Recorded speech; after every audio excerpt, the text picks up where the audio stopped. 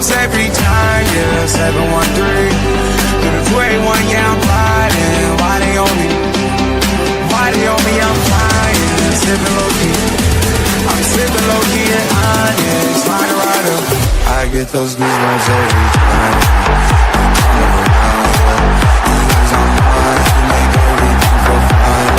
Worry about who's fine. Yeah, the duties with Bear and Trippier. Newcastle United. I get those goosebumps every time. I need the hype, throw that to the side.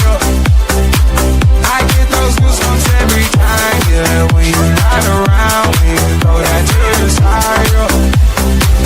I get those goosebumps every time. Up the mugs. Yes, sir.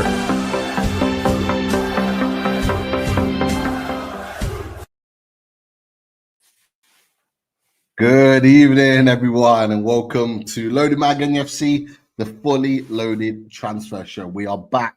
This summer is going to be crazy, and we're going to be taking you through every single bit of it as we discuss all the transfers, all the links, all the latest news will be coming on Loaded Mag NUFC. So make sure you are here for it all. Lots to discuss tonight. We're just looking through the list, trolling through the list before we went live. Lots to discuss. But Daz, how are you, mate? How's things on this fine Thursday evening? It's hot for me, bright for me. What's it like for you? Thursday? Well, I know it's Thursday, yeah. Sorry, sun. Oh, it's been raining here in the last couple of days. So I'm just hoping it gets better towards the weekend because it's a bank holiday weekend coming up in Ireland. And I've got, as I was telling you, I've got a birthday party here in the house. So I've got a big bouncy castle outside the house at the moment. So, yeah, a lot of drying up that could do with to get it ready for that. But no, still on have the man flu, but hopefully getting over the worst of it now. So all good. Chris as well will be along shortly. He's just on the way. He gives the heads up there. But how are you, Pete? Yeah, not too bad. I can't complain. Trying to keep up with all of this information. All of the latest news and what is going on. It is an absolute madness, but we will do our best to keep you all informed. All we ask is to give us a like. Just click that like button. Do what the mods tell you to do. Just click that like. Only takes a second, but it actually means the world to us. So we've got, 170, 180 already just filtering through into the chat. Just click that like button. Makes the world of difference. And we did put up on the screen, just to begin, why not continue the Champions League feeling? Get that hashtag Champions League in the chat as well, and we'll whack them up on the screen as the show's going on. Hashtag Champions League. Let's keep that good feeling going. That's for sure. There's another new feature I see just on YouTube as well. We can't see it, but and we don't have any control over it either. But it's like some kind of community ranking system thing. So you might see it if you're in the chat there. No idea what it is, but enjoy whatever that does. We will figure it out eventually. We've some kind of YouTube thing. So just in case you're wondering. Yeah, keep an eye on it. There's always new features and things being popped up now and again. So we'll get down to that. That is for sure. Let's start talking though, fella. Lots to discuss. And look, before we get into some of the news that we're going to cover, a couple of things that are quite important actually at the beginning of this window. We know that Paul Mitchell's gone. If you haven't checked out our show that we did on Tuesday around Paul Mitchell and that breaking news, make sure you go and check that one out as well. We know that Paul Mitchell's going. But the key things for this summer, I think Martin Hardy put a piece out in the Times Sport, and the key bit there, I didn't delve into the piece itself. The key bit is written in that tweet there. Newcastle United do not now need to sell Alexander Isak, Anthony Gordon, Sandro Tonali in the transfer window, and identifying players that are coming in. That's the key to it all, is keeping our core top elite level players and not having to feel the need to sell them. That's an important point as well. Just a quick point on that, Daz, from your perspective. Were you ever worried about the thought that we could lose any one of our main players this summer? I know we've talked about it before. I certainly wasn't. No, not unless we wanted to offload them or like to wheel and deal, let's say. But no, I wasn't, and that was one of the questions I meant to bring up in our reaction show to the Everton game. Is the first thing we're going to do is give Isak a new contract, and then I even reading a bit today, so. If we go in past the summer, and we will get onto it in squad game as well, but if we go past the summer and Isak doesn't sign a new contract and we're into next season, then you kind of start to doubt how long is he going to be at Newcastle for. Does he have his eye on moving elsewhere towards the end of his contract, and maybe the season after that we may need to start thinking about selling him then. But at the moment it's all about, yes, can we nail him down to a new contract, and what that will entail. Will it have a release clause or not? But yeah, that's I imagine it's top of the club's priority as well, top of Eddie's list of things to do. He's a lot to do this summer. He's getting no break. Yeah, just a fair bit to do. Question early in from Clon Lad. No shades tonight. Are we doing shades? Are we not? What's the plan? I mean, we can always make it work. Well, I like my shades are in the car, so that's might be my other shades are in the Newcastle Foundation. So no, no is the answer. Not right now. I've got them here. I may well throw them out later, but a good question. so we know that is the case. No players need to leave. Interestingly, I'll just brush through this really quickly.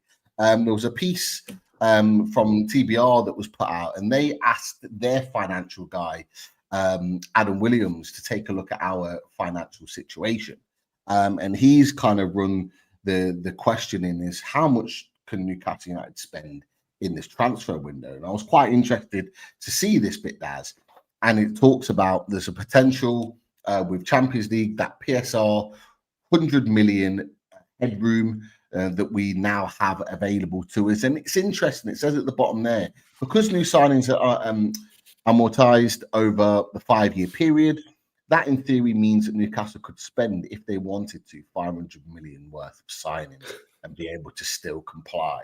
Now, we've not asked our financial guy, Kieran Maguire. We will be at some point in this early summer asking him the question. But happy with that, Des? Enough? Yeah, that's the kind of headline figure there for 500 million. You completely said. Now that I'd say then is you're not going to be to buy anyone else in for a couple of years after that. But that would be crazy. Look, there's no need to go that mad. But yeah, I've seen figures of like even Keith Downey quoted 100 million today. The Chronicle quoted 150 million before. Mark Douglas quoted 250 million. You know, who knows? I think the only thing is with so much to do, and I know Eddie wants to get going as quick as possible. Like now, that's why we put the push the button as the title for this show.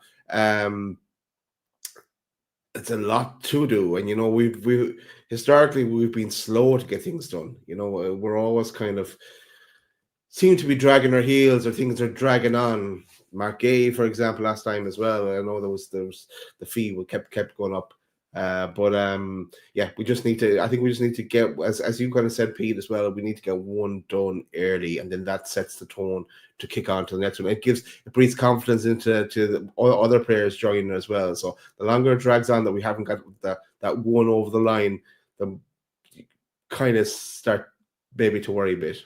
But it's way too early. We're only after finishing the season now, so.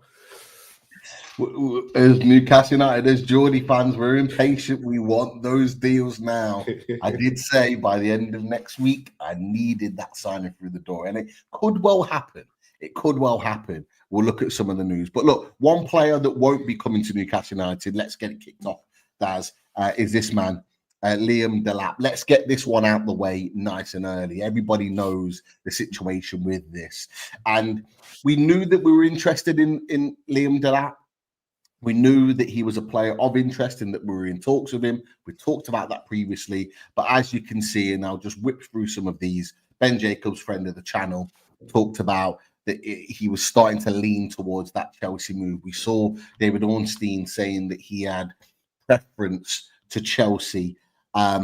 and that deal has now pretty much been signed, sealed. I know Fabrizio Romano, just before we came live, has given it the here we go. But what's interesting about this, Daz, and get your thoughts on this as well. Scott Wilson tweeted out around this time that it was breaking and said, no surprise, we're going to miss out on Liam Delap, although we did inquire. But the Alexander Isak shaped barrier blocking Delap's route to the starting side was always going to be an issue. We talked about it before. Is it going, your opinion on Delap not coming to Newcastle United, but also, is this going to be a really difficult transfer to make, this second choice striker, this alternative? Is this going to be a difficult signing to make for Newcastle United this summer? I don't think so, because the situation with Delap, he had his choice of clubs. So he's well used to the Premier League. He's playing the Premier League, so he sees to get ahead of Nicholas Jackson is easier than to get ahead of Isak. Even though coming to Newcastle, he would have got plenty of game time as well. But like the fee for Delap was so cheap, really. Like he's probably worth 50-60 million. If truth be told, but that release clause meant everyone was after him, so he was his choice. Then, of course, Chelsea can offer more wages, like they're going to do anyway. So everything, the way it's all lined up, I think it's a ridiculous move for him going to Chelsea, because we all know the way Chelsea, unless he hits the running Instagram running and is becomes their number one choice, then happy days for him. But he did I hear them linked to someone else? I heard them linked to Gyökeres as well. Then what, he's automatically like second or third choice striker. Then he's better off going to Newcastle. But it's his choice. He had to make it. For us, then, we did talk about strikers before, and I know we said we go down the route of someone exactly like Isak, and that then when Isak isn't there, that we can know how to play to that person's the alternative striker's strengths, or do we go down the route of like a Callum Wilson replacement, like a Delap, as in a different style of play, a more kind of an old-fashioned kind of centre forward kind of a player, and it's hard to know. It depends. It's hard to know what way we're going to go next on the striker front. But I think it will be appealing to a number of different players, and especially when we have Champions League. Like if God forbid Isak gets some kind of an injury, you're the first choice striker for Newcastle then. So and yeah, where could that take you? And also, like Eddie Howe has a history of getting especially young players into the England squad. Look at Tino, look at Hall, look at the Byrne, not a young player, but getting into the England squad. So there's a lot of good things about coming to Newcastle. So good selling points. Yeah, absolutely. There's definitely lots of positivity there. For me, I can see why Liam Delap has chosen to go to Chelsea. If I'm right in thinking, he had worked with Maresca previously at Man City when he was in the academy, and Maresca was there for that period of time.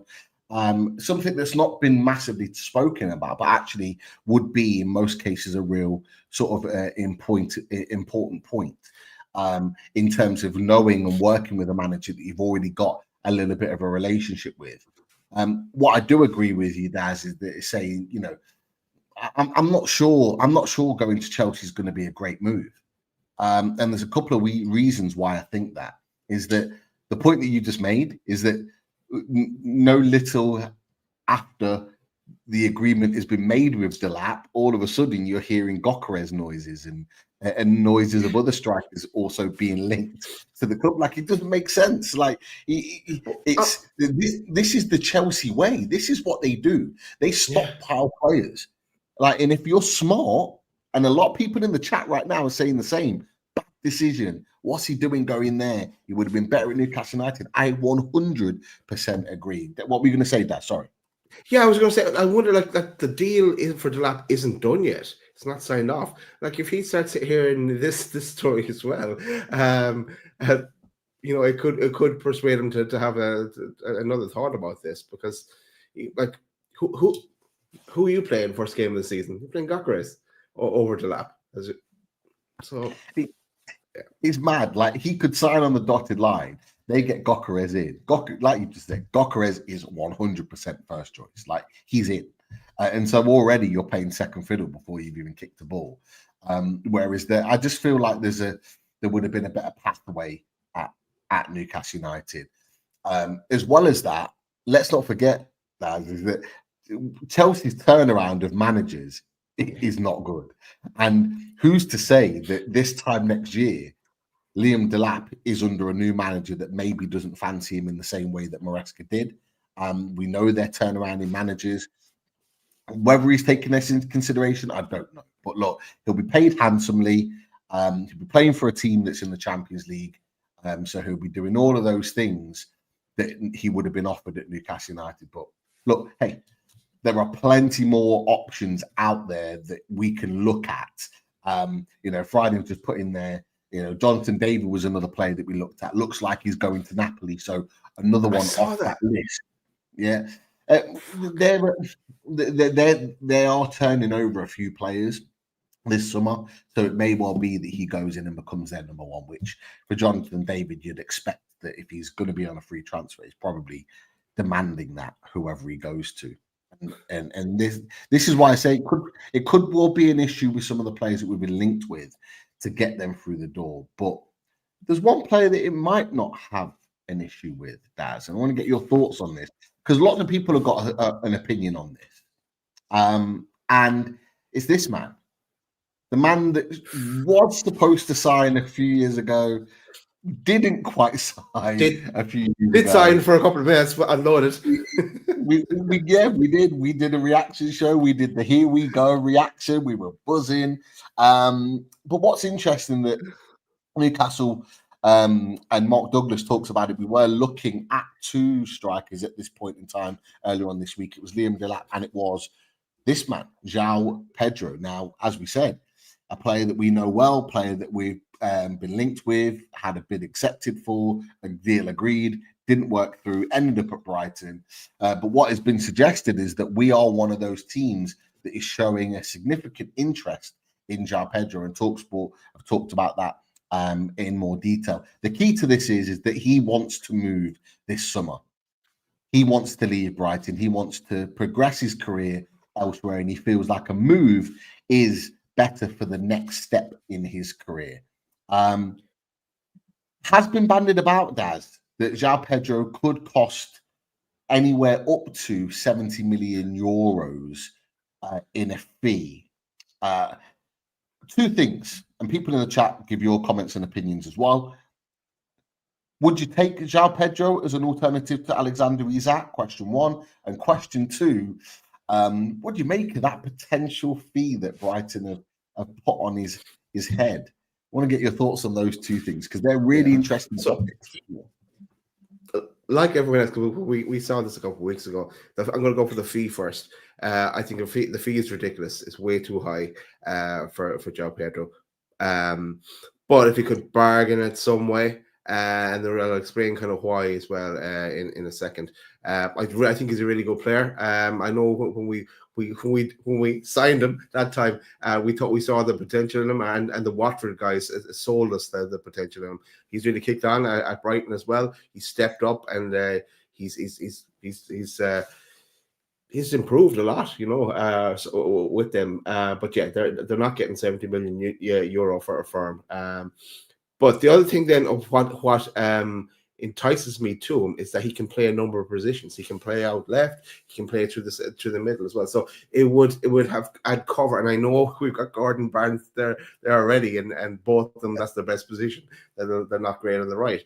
So and we're going to fix the right as well. But having that alternative, that kind of squad rotation and in-game rotation as well would suit nicely. Then you could also, let's say you had João Pedro on the left, you could switch him with Isak. Isak likes to go on the left as well there at time, and switch it up. And also then having Bueno on the right, it's a nice little movements that you could do there to keep defenders guessing. So you could have Isaac swapping with Bueno as well. So it is a viable option, and he could tick the box for a few positions. The only thing is that price, though, and I don't want us getting anywhere near 70 million euro for him. I agree. It's been interesting in the Mags Down South chat. We were having this conversation and talking to Emeka, one of my good friends, about this, Newcastle fan too, and he thinks 70 million euros is fair. He thinks he loves him. He thinks he's the top talent. He thinks that's around the right price. Me and Fumby, we had a different opinion on this. We did not think that he is worth 70 million euros. I might have missed it, Daz. Give me a figure. If you've already said it, just say it again. Give me a figure that you think is a viable option for João Pedro. How much did he go to Brighton for? Was it like something like 35 million or 30 million? It was the same that we agreed with, I think it was. I think it was around 25 plus 5. Okay. So it was 25 million plus 5, I think. Could be wrong. Someone's put 40 in the chat, Wolsey. I can double check it. It's 34 million. So 30 plus I'm going to say 35. I think he's quality. Now there is the temperament aspect, because he did lose the head towards the end, not as bad as Cunha towards the end of the season as well. But he fit in with the Brazilian boys as well, and that's what we said when we thought we signed him the last time. I'm going to say, because it's Premier League, I'd say 50, because then he covers a few positions for us, and I don't think you'll get him for less than 50 either. That's pounds. Yeah, exactly the fee that I said. Exactly the fee that I said. I had it in my head. I said it to Emeka at the time. 50 million is a fee that I think is reasonable for him. Okay, if he wanted to go up to 55, fine, 55. But I wouldn't be paying any more than that for him, because there's a few things that are still sort of question marks for me around João Pedro, particularly, his fitness levels. He does pick up injuries throughout the season. He does have moments. I think it was around sort of January, February time, he picked up another injury. Obviously, he missed the last few games of the season because of a red card as well. He does have those moments, and that's still a bit of a question mark. But for me, the rest of his game and what he offers isn't a question mark, in my opinion. I'll whack this up on the screen, Daz, really quickly, because we can just have a look at João Pedro's stats. So what you can see here, 23 years old. His contract to 23. Great age. It's a great age. Let's get used to that, people. That finger point, the great age. Hopefully, we're going to be seeing a lot more of that.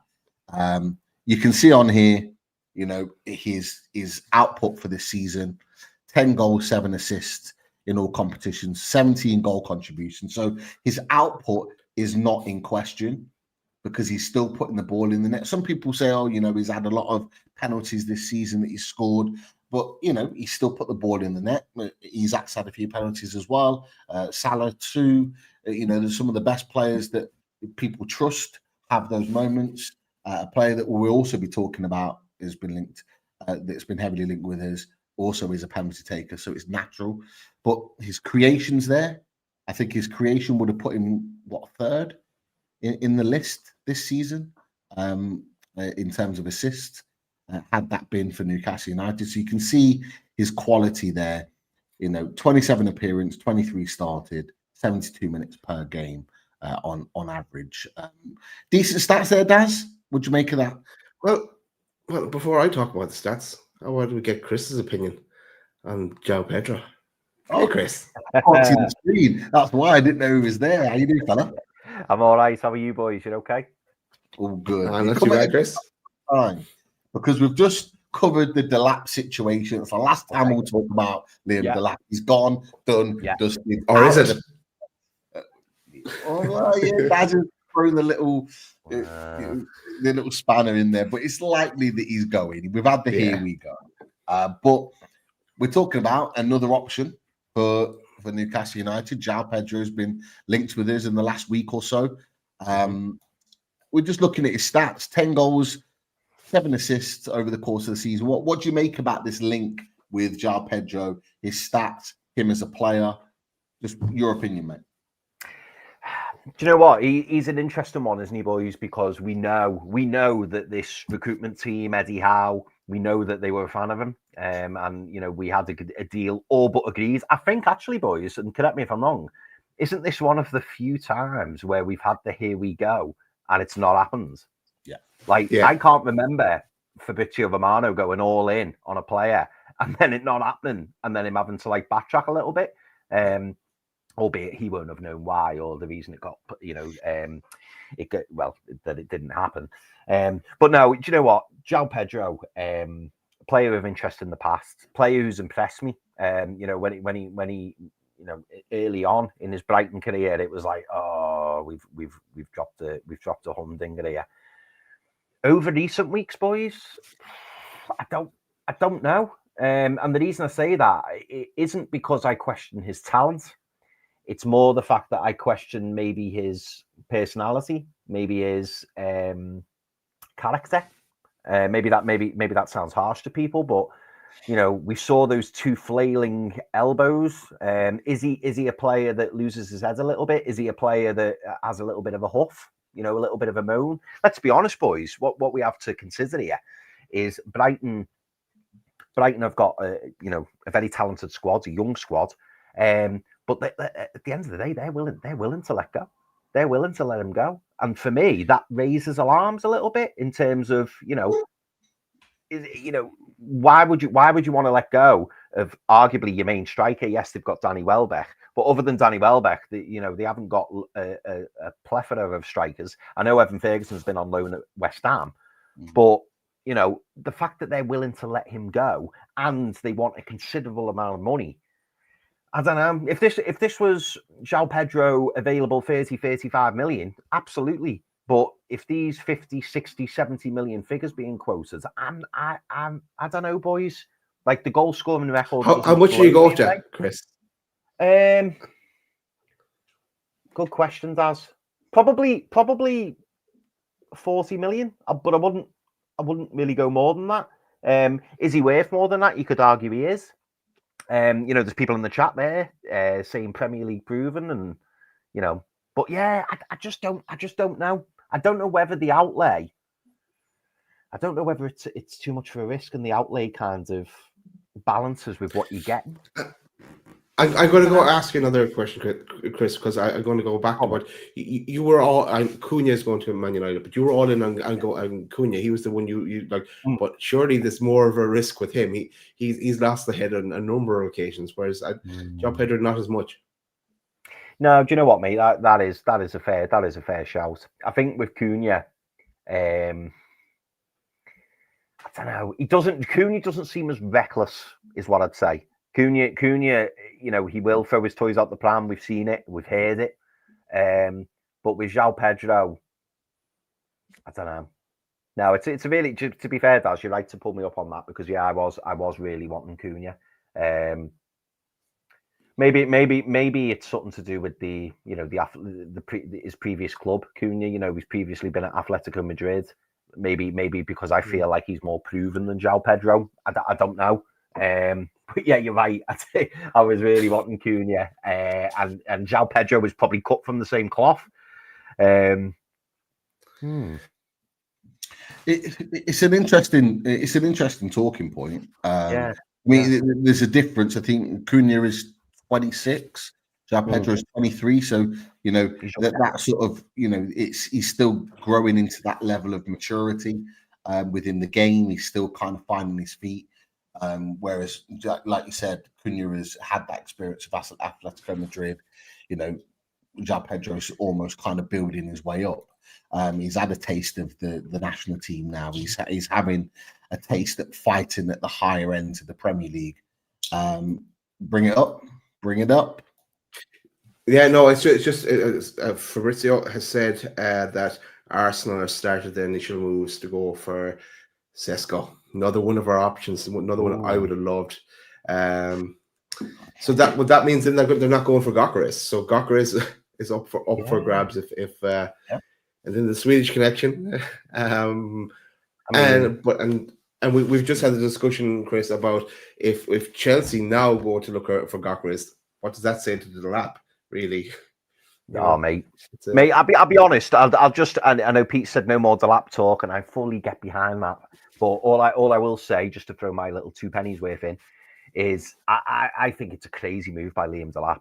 I think it's mental. I really do. I know Chelsea are playing Champions League football, but Liam Delap straight away, he's going to be competing with Nicholas Jackson, and that's not to say I think he shouldn't start ahead of Nicholas Jackson. I think he will, but I don't know. I have a problem. I have a problem sometimes, when players join a club like Chelsea, because for me it's just all money. Like, I look at the squad. I look at.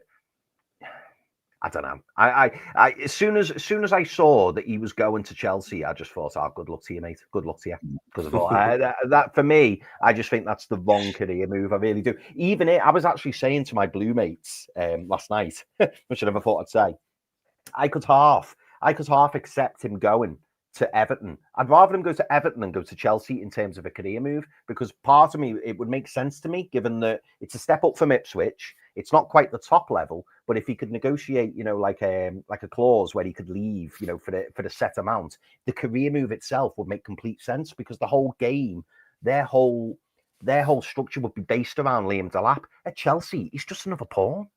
He's just another body, isn't he? And it's just like he could get swallowed up in that and just disappear off the face of the earth. Not that that's our concern, but I just think it's a weird career move. Really, really do.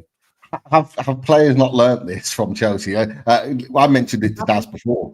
Is like, who's to say that Maresca's not in charge next year? And the reason why I say that is because I mentioned it earlier to Daz, is that Maresca and Delap have worked together at Man City when he was in the academy, so they know each other. So that's part of the reason why we're going there. But there's no guarantee he'll be there in a year's time. They could have a new manager with a new philosophy, a new idea, and those players get shipped out. And he could be on loan at, no disrespect to anybody who he goes on loan to, could be on loan at Brentford or Palace or whoever this time next year because of that reason. So it's one of those. I mean, someone's put in there, Johannes has put Delap equals Even Ferguson. He's definitely better than Even Ferguson. He's done more in the game, particularly at Premier League standard, than Even Ferguson. I think he's got a higher ceiling than him. But yeah. But the fact remains is that he could end up in that same bracket if that move doesn't go right. And so it's a real difficult situation. But back to João Pedro, me and Daz had 50 million as a kind of pot. What's that? We set aside 50 million for the loaded budget to buy Pedro. You just need your sign off, Chris. I could rise to 50, boys. I could do 40 rising to 50. I could do that. Yeah. But I think Sophie B put it in the chat. She doesn't think that Brighton will consider anything other than like sort of 60, and you could understand that.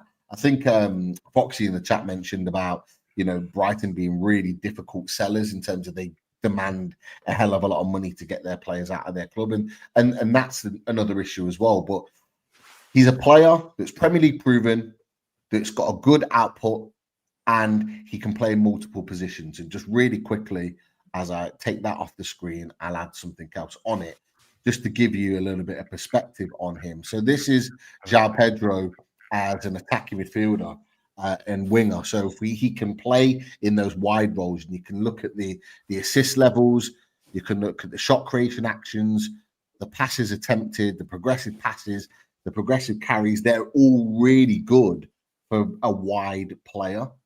That's the kind of output that you're going to want, and Eddie Howe's going to want in a wide player. He has all those attributes that you want at the end of the pitch, like sidestep the work rate and the running and the tracking back for a second.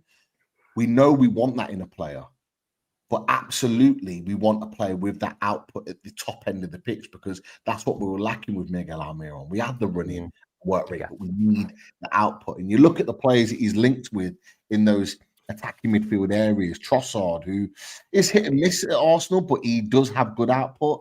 You know, the likes of Griezmann, Julian Alvarez. You know, you got Marcus Thuram, who's been excellent in Milan. Embolo, who's another player that we were tentatively linked with last summer. Mamouche as well. So you're looking at those players. Joshua Zirkzee, I know he's not had a good season at Man United. I still think he's a good player. I think there's a good player in there, personally. Whether Man United see that or not is a different thing. So you're looking at that, and then we switch it. Oh, sorry, that's his forward stats. My bad. His attacking midfield stats come into here. Progressive carries are still high.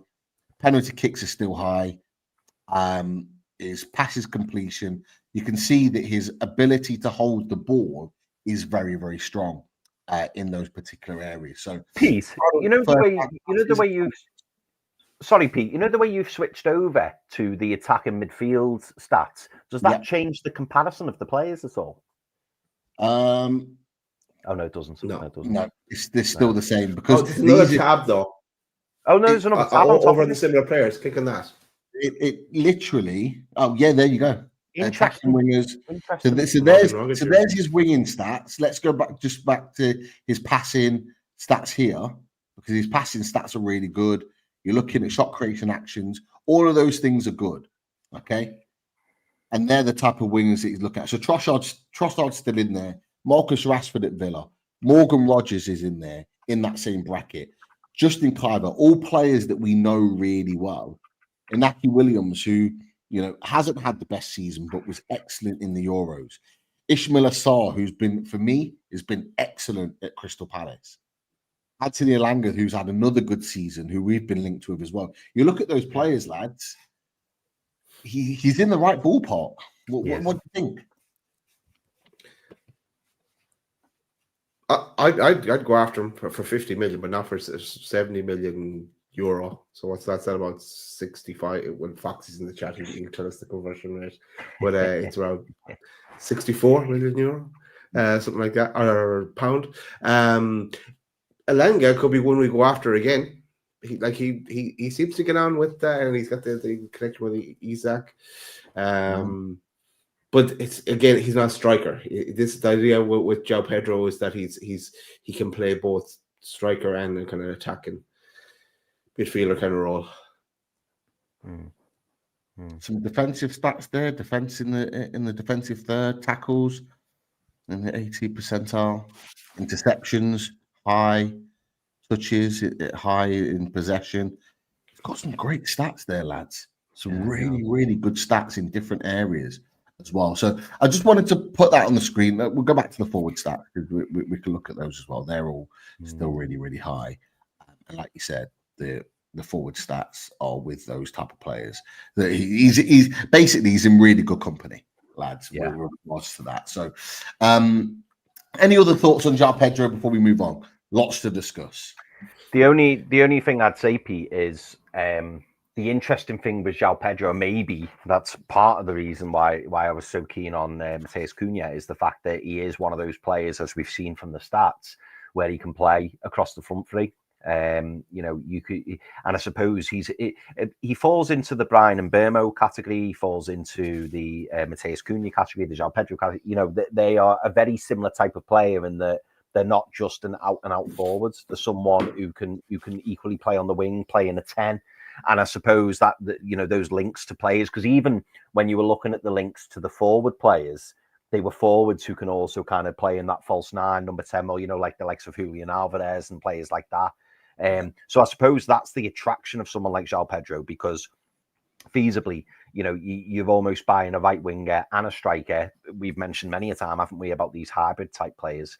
To bring in someone like him in, you're not only getting a backup for Alexander Isak, but it's like, oh, actually, why don't we could stick him out on the right as well, and then you can change formation. You can quickly change formation, and you swap players anywhere amongst the three at the front if we're still going to play 4-3-3. That is, so that is the beauty of someone like him, and I wouldn't be surprised if we were to bring in a striker of that mould. And this is why the Liam Delap link confused me so much, because you're not getting Liam Delap on the wing. You're just not, are you? but it's the value. It's the good value of a 30 million for a striker who can do the business in the Premier League. So I get why we've gone for him, but equally I don't see us bringing a striker like that in personally. Yeah, off topic, lads. Go on. That United is checking. I sent him the clip of me thanking him personally in a reactor show. So he's going to investigate that. So nice one, Dan. Oh, you like that? You like that? Prove my innocence in that one. Happy days. Happy days. They can enjoy.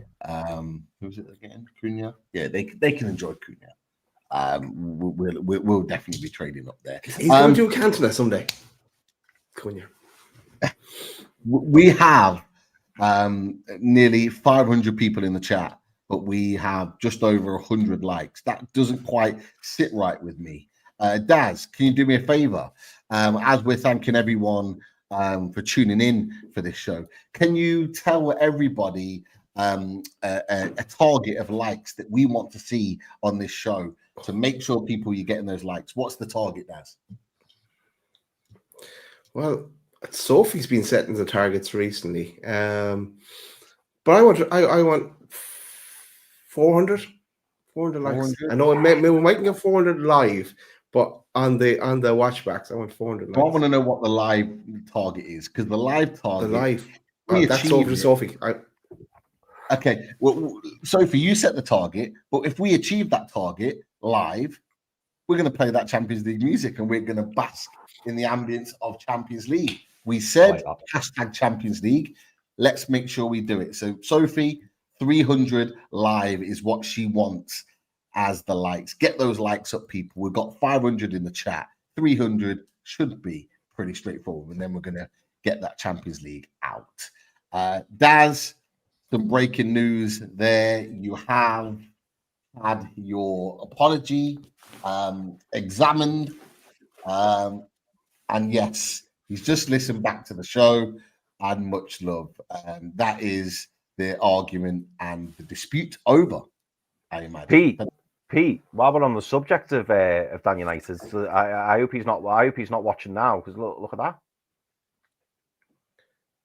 To be fair, I think Dan United would be sending a gift right now, and it's a classic gift that he's been sending for the last few days involving Ole Gunnar Solskjaer, which then says the words "couldn't care less," and then he disappears.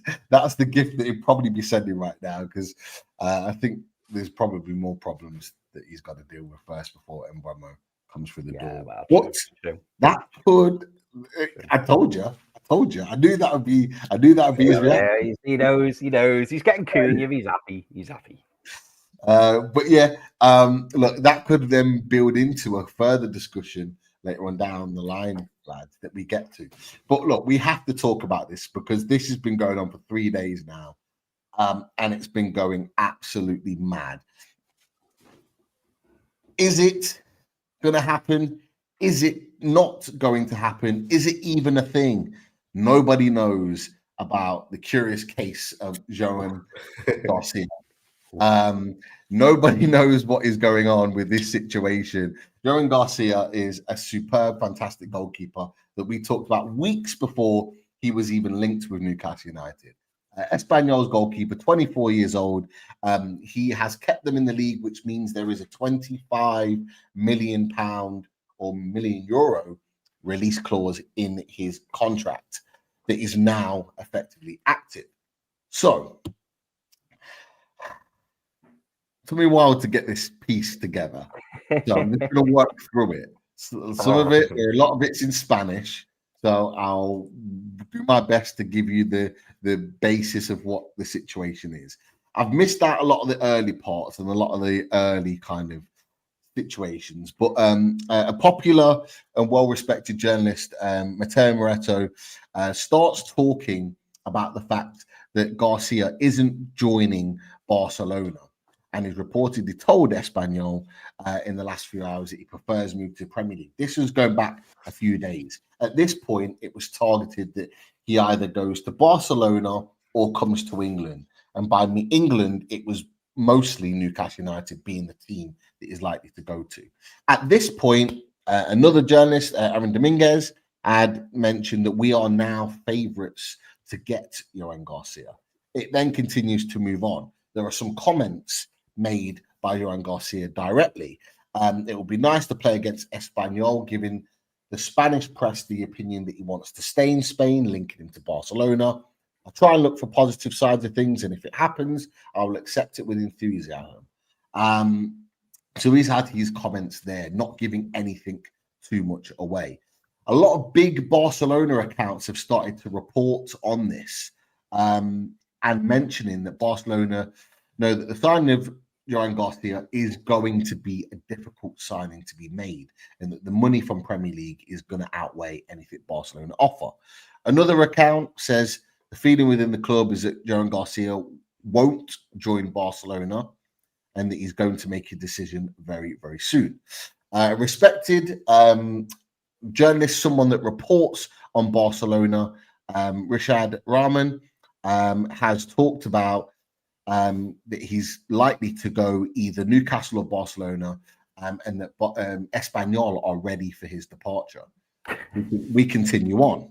Onze have reported from their perspective that they don't feel that Garcia is going to sign for Barcelona. However, El Chiringuito TV, a very heavy Barcelona favorite TV, have reported that Johan Garcia wants to go to Barcelona, but his pressure's being put on his family to make him go to Barcelona. But Espanyol want him to stay either there or go elsewhere because of the rivalry between Espanyol and Barcelona. So they're saying that there's pressure being put on the family to make him not take Barcelona as the option, but he wants to go to Barcelona. That's kind of how it stands there. Right. Now we get into today. Football España, an account that we know quite well, reported on various other things previously. It appears they feel that Barcelona have lost the race for Johan Garcia, which means that Newcastle United could well be in pole position. They also say that he seems destined for the Premier League, citing Newcastle United as a potential option.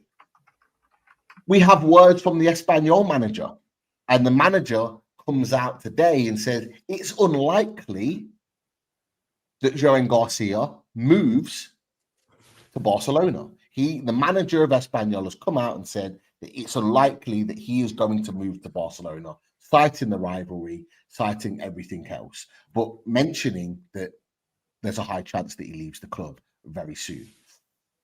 The last part of all of this, Rashad Rahman has given a bit of a situation as it stands from what he knows. He feels at this point, from Espanyol's side, he feels that he's moving towards going to Newcastle. From Barcelona's side, they feel they've got a belief that they think and are optimistic that they can get the okay from him. From the player's side, the decision is more or less almost done, citing the other reports that it could potentially be made by the end of this week, his decision on where he's going. So, boys, I've run through and I've tried to keep a track of as much as I possibly can with this situation. I'll be honest with you. I'm no better off from knowing what the hell is going on with Johan Garcia. I've got no idea. However, I need you. People in the chat, I need you. Just give me your opinions, please. Tell me what you think the situation is with Johan Garcia, and then we can maybe get a conversation about the player and talk about the player in a bit more detail, because this is a wild situation for me right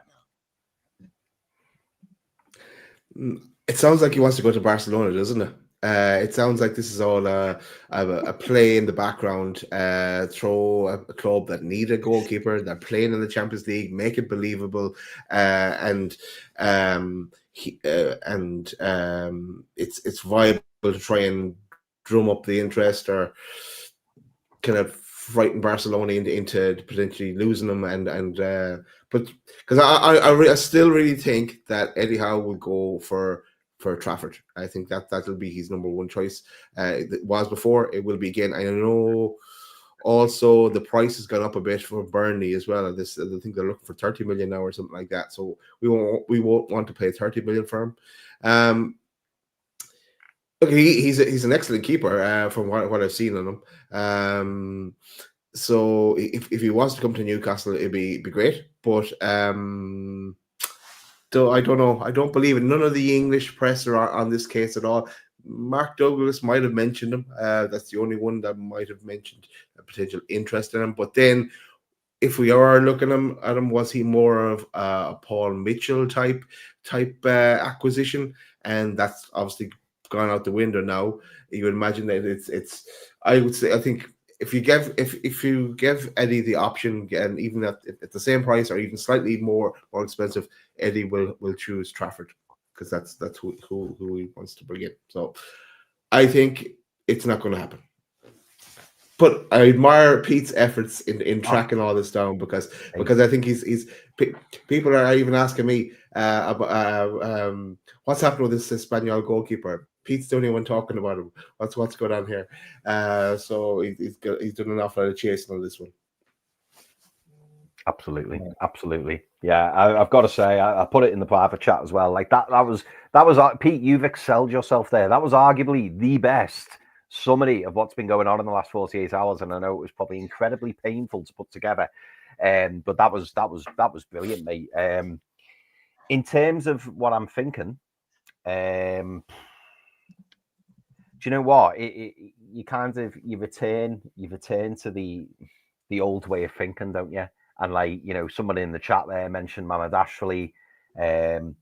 Like Daz has already said, here we go. You put the shades on. He should be putting the shades on. He's in Spain. He thinks he's in Spain now. I got asked by sorry. Oh, sorry, I keep doing it. Sorry, I've done it again. Sorry, I'll stop. No, I wasn't looking for my sunglasses. I had a delivery.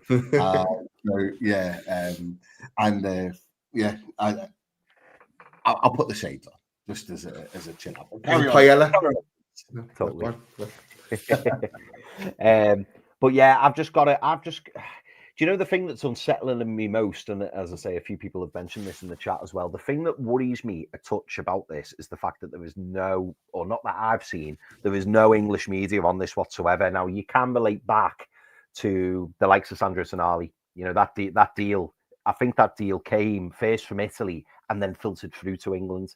Similarly, I think it was similar with Alexander Isak. I think the news initially broke in Spain, then it came over to England. Now, obviously, it could be tomorrow morning, the likes of Craig Hope, Mark Douglas, Luke Edwards, all these well-respected journalists could end up starting to talk about it. Now, if that happens, very, very excited. But I just, it all seems to be, from an English media point of view, it all seems to be Gueye and Mbeumo. And there's no mention of Garcia. Now, hopefully, you know, it's the worst kept secret in Spain, but we're trying to keep things under wraps here in England. I don't know. Would I like him? Absolutely. 21 million, you know, 25 million euros, I assume, is about 21 million pounds. Like, that's buttons. It's absolute buttons for, what is he, Pete? Did you say he was a 23, 24-year-old, Garcia? Just turned 24. Yeah. It's a great investment. It's an absolutely great investment, because you're talking, he's got 10, 15 years left.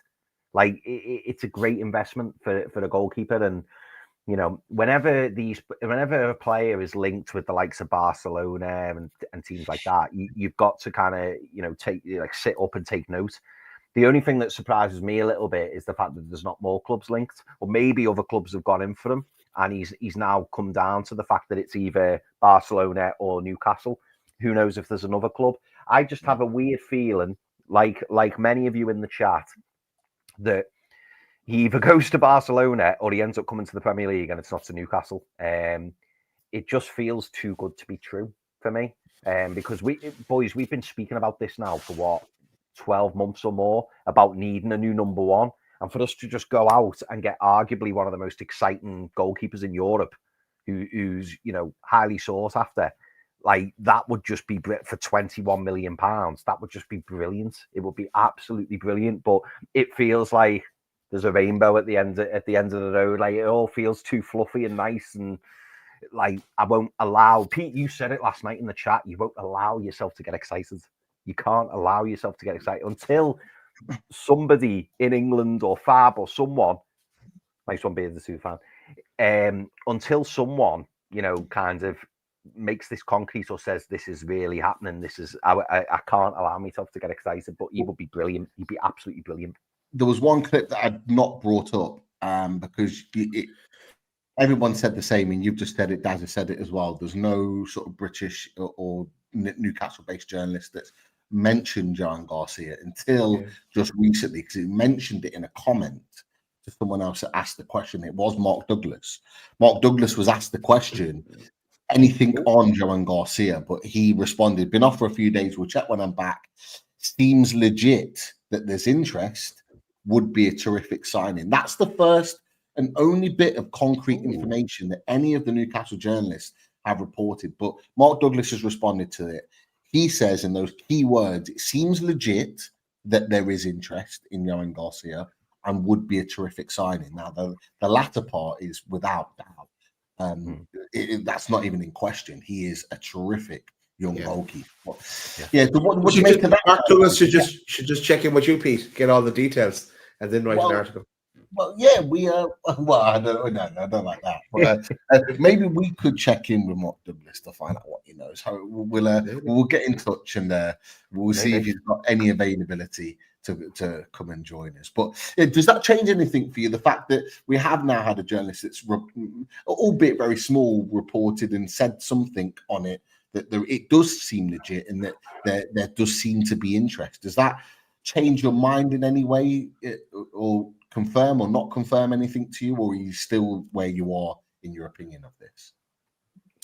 I've seen Keith Downey comment that he's heard nothing about it today as well in an article he put out on Sky. But someone asked him the question. But I think I'd love it to be true, but I don't believe it yet. Okay. No. That. What about you, Chris? No, I'm not that excited just yet. Not just yet, but that does fill me with a bit of confidence, Pete. It does. It fills me with a bit of confidence. And I tell you something else. And again, this is what we've banged on about on this channel.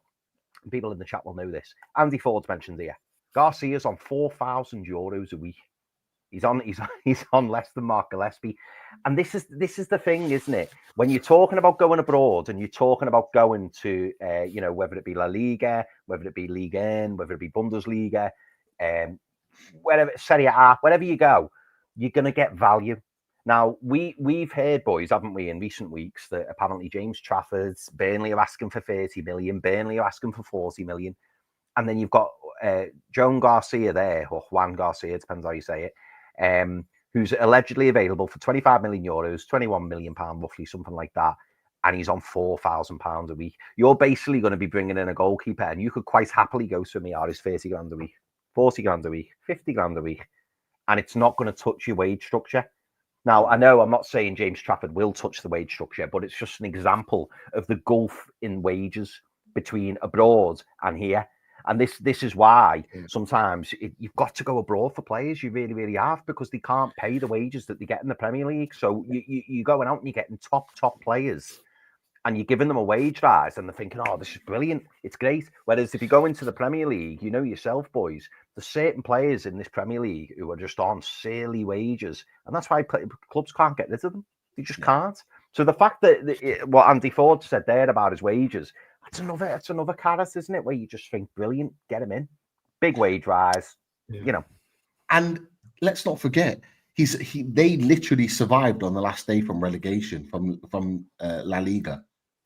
He could be playing Champions League football with us next year if he signed for us.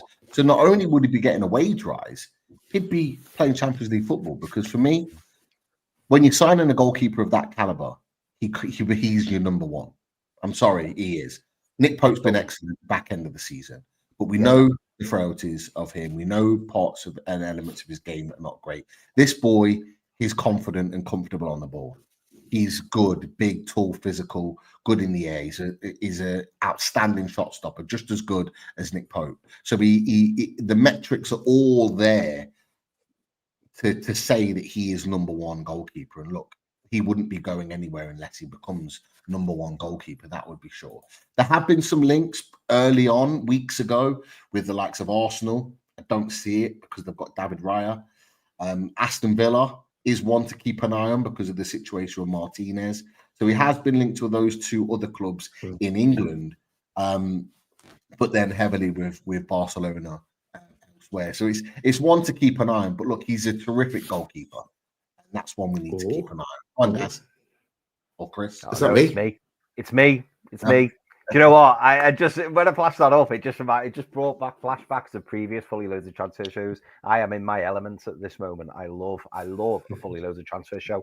And all the people out there's 515 people watching. If you haven't hit that like, just hit it. We're on 239 as it stands. Let's get the likes up.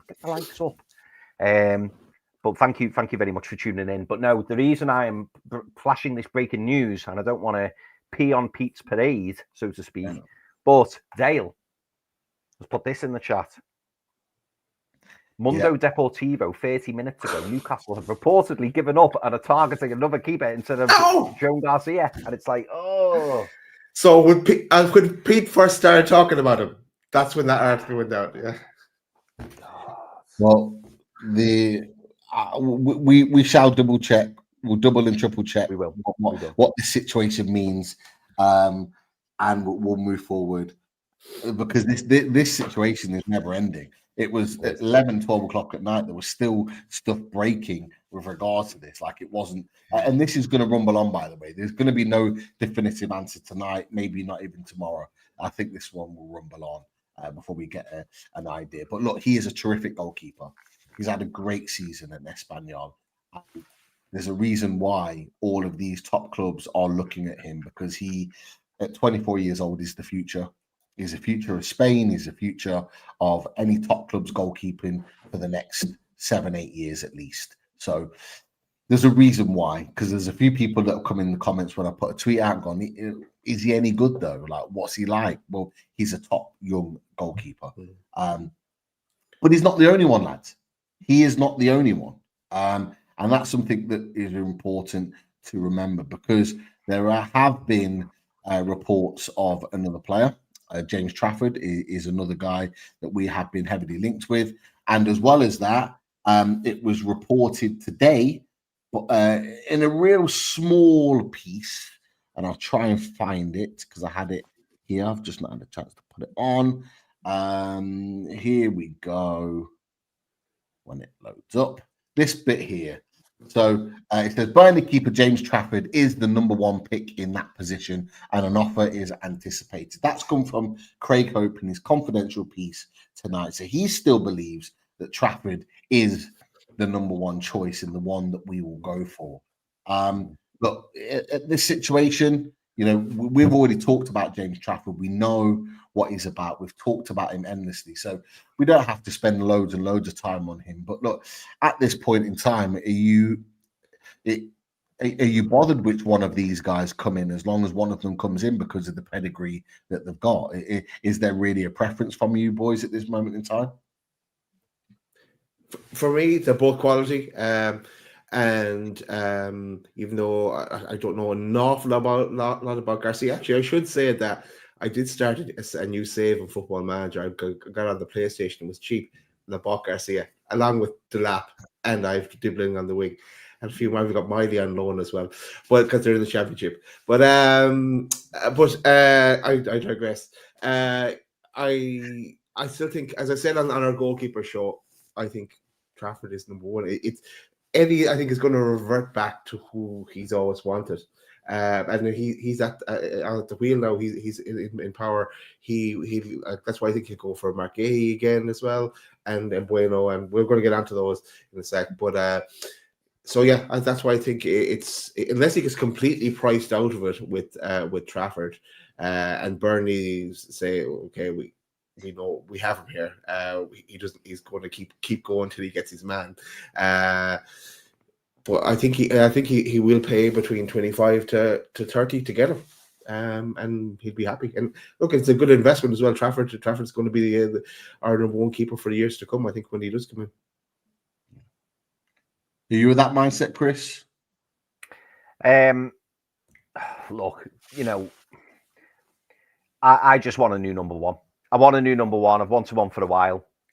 So whether that is James Trafford or Joan Garcia or anybody else for that matter, I will be pleased that we bring in a new number one. You're absolutely right, Pete, when you say, Nick Pope deserves credit. He had a really strong end to the season, and he got us out of a few pickles, and that's fair enough, and it should be applauded. But going forward, long term, we need a new number one. So for me, as long as a new number one comes in, that's great. 12, 18 months ago, I wasn't so keen on Trafford. Obviously, you could see the talent. You knew that there was something there. He had loads of raw qualities. But as I've said recently, I've seen bits of him in the Championship, and I feel like he's had a really, really strong Championship season, which most people will know anyway. I haven't seen, Burnley's season breaking records. And I know I keep saying it, but I've got to say it because in case anyone who hasn't been watching it, those 2 penalty saves against Sunderland, it wasn't the fact that he made the penalty saves. It was looking at his character. It was looking at the confidence, the arrogance. And that's what you want in a goalkeeper. You want that. You want someone who backs themselves, who really believes in themselves. And to me, it just looks like he's come on leaps and bounds. Maybe his self-belief's kicked in. Maybe that's why he's had such a fantastic season for Burnley this year. Who knows? Because we know that when Burnley were last in the Premier League, he got dropped from the team and he was clearly struggling, young lad. And that's, to be expected in many ways. But it feels like he's come of age a little bit. So for me, whether it's Joan Garcia or whether it's James Trafford or anybody else, as long as a new number one comes in, I think I'll be content and I'll be happy. Slight preference maybe for Joan Garcia given the price, because I am very conscious, boys. I know there's been rumours that there's a 250 million war chest, but if there isn't, I want to try and save all the money so that we can get that right winger in, we can get that striker in, we can get that centre back in, but we do also need the goalkeeper. But if you can save half the money potentially, it's like Joan Garcia to me looks like a good bet. But knowing Eddie, do you want to bring in a player who's not going to take any time to settle? Obviously speaks fluent English because he's English. These are all little factors which could play into his thinking. Yeah. Who knows? But so maybe Trafford's the safer bet. I don't know. But either way, I will be happy as long as we bring in a new number one. Yes, I would throw Chevrolet in there as well. I know he's been tentatively linked. We talked about it on the goalkeeper show. Any one of those 3 goalkeepers, give me, and I'll be very happy moving into the next season with any one of those. Magic Mike. Well, Magic Mike's kind of like the I don't know. He's kind of like the. Kind of thinking he's like the ace card, isn't he? Like you pull that out, that comes out from nowhere. He's like the Sandro Tonali, like surprise signing type thing. But as we said, not playing European football next season. You got Teo Hernandez is being linked with a move elsewhere. You got Reinders that's been linked with Man City. I would imagine Magic Mike will want to play European football at some point. So let's not rule it out for now. Let's just hop that to the side. And let's see what bubbles in the background as we move. It's kind of one of those ones that if it was to happen, we can say, well, we said this like a couple of months ago, but if nothing happens, we never said that. Yeah, no one mentioned said a word. Right, moving on, because what I do want to talk about is in my opinion, our most important priority position, the right wing slot being fulfilled, and there is only one man that's been heavily linked with Newcastle United in this particular role, and it's Bryan Mbeumo. Now, can we turn this to this? That is the answer. Can we do it? Can we make him a Newcastle United player? Now, I have to say, lads, like everybody Newcastle fan related is desperate for Bryan Mbeumo to join Newcastle United. He's been heavily linked with Man United. Man United accounts and channels are constantly talking up about their chances of getting Brian Mbeumo. There was reports that there was talks that took place and that they were kind of front runners. And then this was really interesting because this happened yesterday from someone that people know quite well. And he has quite good links with what happens with potential signings at Man United. But then Mark Goldbridge tweets out yesterday, Newcastle in for Mbeumo, which got a lot of Newcastle fans excited. It wasn't done to wind people up. He tends to keep an eye on what's happening with Man United and players linked with them. So for him to tweet that was quite significant. What then made it more significant is that Man United accounts sharing their information and what they know. And they've said, although Man United are very serious about Mbeumo, he would personally prefer a move to a team in the Champions League. Who's in the Champions League? Don't say Chelsea. Don't say Chelsea. Yeah, Chelsea got 50,000 ringers already. They don't need anyone. And then what gets even more interesting is, of course, Luke Edwards touches on yesterday that Newcastle United are looking to press ahead with their deal with Brian Mbeumo. And then today we have as well another report saying that Newcastle United are keen on signing Brian Mbeumo from Brentford. What makes this even more interesting, lads, is that Newcastle United are apparently, from Scott Wilson's perspective, are growing increasingly hopeful of a deal being done this summer with Brian Mbeumo and Brentford. And interestingly there, Brentford feeling like they're going to struggle to be able to hold on to him for this season. It says Newcastle, his preferred option is Brian Mbeumo. There's a couple of other options out there, which we'll talk about in just a second. And there's a growing belief that the recruitment team can get the deal done and get him over to St. James's Park. Another side caveat to this is that the words of Thomas Frank, and in particular at the bottom, it says, of course, if the right price and that's going to be expensive is coming, then I'm sure the club will be open for it, meaning the move for Brian Mbeumo to go to another club. But he's happy here and he's convinced that Brian Mbeumo would still be happy playing football here if it didn't materialize. But almost admitting that if the money's right, he will leave this summer. Boys, where were you at with this Brian Mbeumo situation? I keep saying Brian Mbeumo is how you pronounce it, because he did a video a while back. He was asked that question for Brian Mbeumo. What do you make about that whole situation, Brian Mbeumo, in Newcastle United? Where do you see that deal at this moment in time? The first bit, I was just thinking when you were going through that, as a child, before the internet, did you like cut up bits of Match and Shoot magazines and the newspapers and just piece them all together, plotting what was happening? But no, well, is our number one target. I think he's the one. I don't want us to be talking about him all summer. He's the one Eddie's out to get now, and it can't keep. This one can't drag on. But there'll be a lot of disappointment if we don't get him over. Is that Joe Kenja in the chat as well? But a lot of disappointment. It has to get done.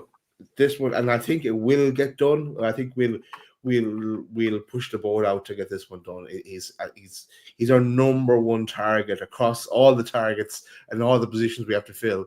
He's our number one target, and it's going to happen. I can't see a way that it's not going to happen for this one, unless some other European club comes in from. But I think he's probably settled in the UK as well. So yeah, I think he comes to Newcastle for quite in Champions League football. It's all set up for him. And wasn't there some kind of thing where wasn't Joe Linton talking to him or something like that? And when we played them, there was some kind of like the Newcastle fans were kind of, our Newcastle players were kind of helping them up from the ground or something like that. When they it's all kind of leading up into us bringing them home. Very helpful and very supportive to a fellow professional regardless of what colours they were wearing that day. But yeah, it was noticed during that game at St James's Park. Interestingly, remember the video that came out? He said St James's Park was one of the grounds he enjoys playing at the most as well. On top of that, so there's that little caveat there. He did mention Everton, but they're no longer playing at that ground, so it doesn't matter anymore. We'll move on from that. Chris, should this be the priority signing that we make first in this window? Should this be the standout deal that we go all out for, in your opinion? Getting the right wing situation sorted, bringing Brian and Bomo to Newcastle United.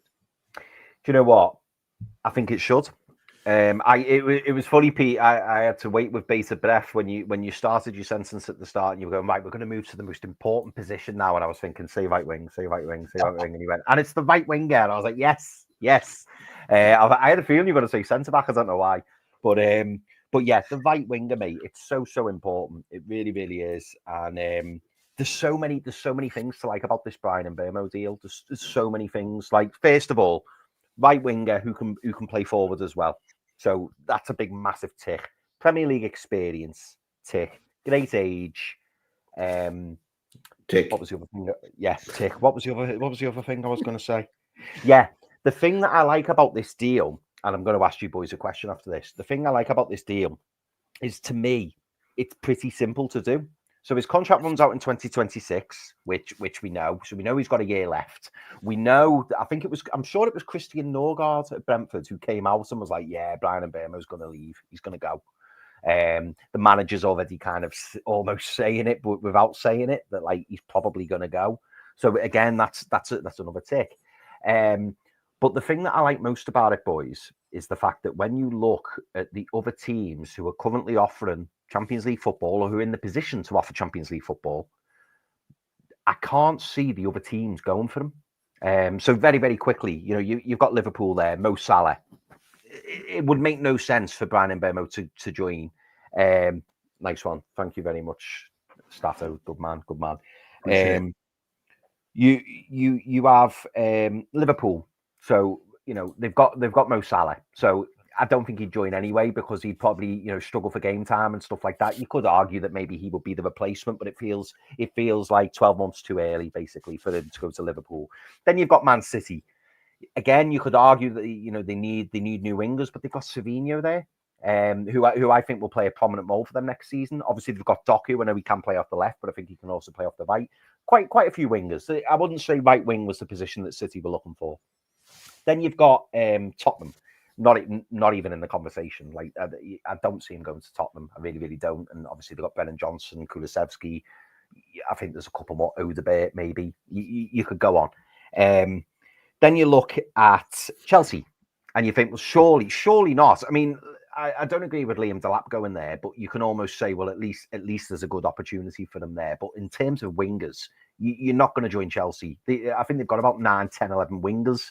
It would be an incredibly stupid move, in my opinion. I just couldn't see it happening. And then you've got Arsenal really quickly. You've got Arsenal, Bukayo Saka, end of conversation. So I almost look at it and think, right, well, that leaves Newcastle United. And for all of those reasons and all of those things. And the final point I wanted to make, boys, I'm going to ask you this, but you can probably tell my opinion on it because of the fact I'm asking you. I think as well, the news in the last 24 hours, I want to say, is it 24 hours? Yeah, last 24 hours about Paul Mitchell. And knowing that Eddie Howe does value his Premier League experience, do you feel that this will be one of the easier deals to do? It's the easiest deal to do, you could argue. And does the fact that Paul Mitchell, now that Paul Mitchell has been confirmed as leaving, does that make you even more confident that there's a strong chance that Eddie Howe is going to be looking at Brian Mbeumo and going, I really want this guy, and there's not going to be any other distractions elsewhere? He's just going to go in and go for him. That's what I wanted to ask you, boys. I think he's pressed the button already on this one. They're starting the talks already, and like Thomas Frank came out and kind of made no secret of that. He's more than likely going to go as well, and I don't think they can stand in his way. That club in the Champions League looking for him, he's going to want to go. I think our targets are already set. And I think the direction of where we want to go is already in place. I think the fact that a lot of journalists have come out and I think they would have asked the question, is this going to affect our summer window? And the overriding answer and response to that is no. We know who we want. We know who we need to go and get. And I think that won't affect things. What it might do, though, Chris, it might speed things along. And the thing with Eddie Howe in his press conferences in the last few weeks is said, we need to be quick. Speed is key. That was his quote that he said. Speed is key. He needs to know that if there is going to be an okay from Mbemo and Brentford, it's almost like instant, done. Here's your money. Get him up to Newcastle for a medical. Get him in. Because these top players don't wait around. You look at Mateus Cunha. Look at Liam Delap. Like, the window's not even open yet, and there's already been 2 signings made. Look at Frimpong going to Liverpool. Wirtz is a monumental deal, but they're already trying to get it done now. Yeah, like that's a deal that normally is a saga that runs on all summer. They're trying to get it done now because they know top players don't wait for long, and they don't want. There's teams out there, and we're one of them. We don't want teams getting to July the 1st, and all of a sudden that next round of accounts are available, and teams have almost got money then to play with. Teams that are in financially strong positions, and we're one of them, wants to benefit from that and steal a march on teams that can't access or kind of use their financial muscle. And Newcastle United wants to benefit. Eddie Howe wants to benefit.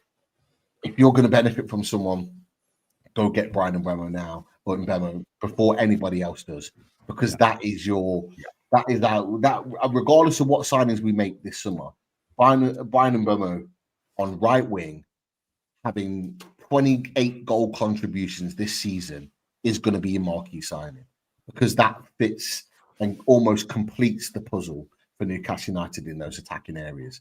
It means that we have got strength in depth across that forward line, and we're properly ready to roll next season. Yes, we need to add in an alternative forward for Alexander Isak, but we've got Alexander Isak. That's the key. That's the hard work done. You've got the main guy there. We can add someone before the season starts, but getting your right winger first choice right now is the way to go. And if we can get that deal done, that is the one that has to get done. Pay your money. For me, well, I know we kind of had this conversation, lads, about João Pedro. Would you watch your price? For me, I'm paying 60 million for Brian Mbemo. I'm paying it just to get that guy before, because he is that good, and he's only going to get better, in my opinion. He's the guy that makes the difference. But Pete, can I ask you boys something again? And I'm going to ask you another question there. Will there be any elements of you or any nagging feeling if we go out and we pay big bucks for Brian Mbemo, knowing the type of right winger that he is, knowing that he can play multiple positions? Will there be any part of you that thinks, we're not going to get a striker now? Or will that not even enter your head? And the reason I ask that is because if we were to go out and get like I'm just thinking of this name off the top of my head, like a Saka type winger, someone who doesn't, won't be able to hold the ball up in the middle, doesn't have that, that frame, that build. Yeah. Will you be thinking to yourselves, is Mbemo now going to be the backup striker as well as the right winger? Is that going to come into your thinking at all, or are you still adamant that you think we'll go out and get another striker as well as Mbemo? I need both. And I want both. Yeah. We need a squad that is strong enough to maintain a full competition charge. And this is the thing. Eddie Howe said it even last season when we were in the Champions League. He wants to fight on all 4 fronts. We weren't strong enough to do that. He admits that mistake. The club admits that mistake. He has made it absolutely clear we are not making that mistake again. We have to get that right. So for me, I think both come in. I think a right winger comes in. So let's say, for example, a Brian Mbemo comes in. it may well mean that João Pedro is no longer a viable option, which I'm okay with if we get Brian Mbeumo in the club. He might not then become an option because of the amount of money that they want.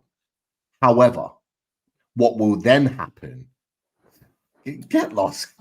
Hey, don't start because I'll snap you in half next year like you did to me. He means it. Go through. I will do that. So don't start. But look, it might well mean that we go for a different profile of player. And what I mean by different profile, I mean in terms of financial profile. We may well go for maybe a cheaper option that can still do that role and fit in different positions, but is more of a development level. I don't know, but we need both. Like you look at I look at Aston Villa's situation, and a lot of people don't like looking at Aston Villa's situation. I looked at their forward line this year, January onwards, and that's what I want for Newcastle United. What we had is that you had Watkins and Marcus Rashford. What you then had is, on top of that, you had Marlon, you had Bailey, you had Rodgers. You got 5 players for those 3 positions. There's probably someone else that they had that's missing out as well.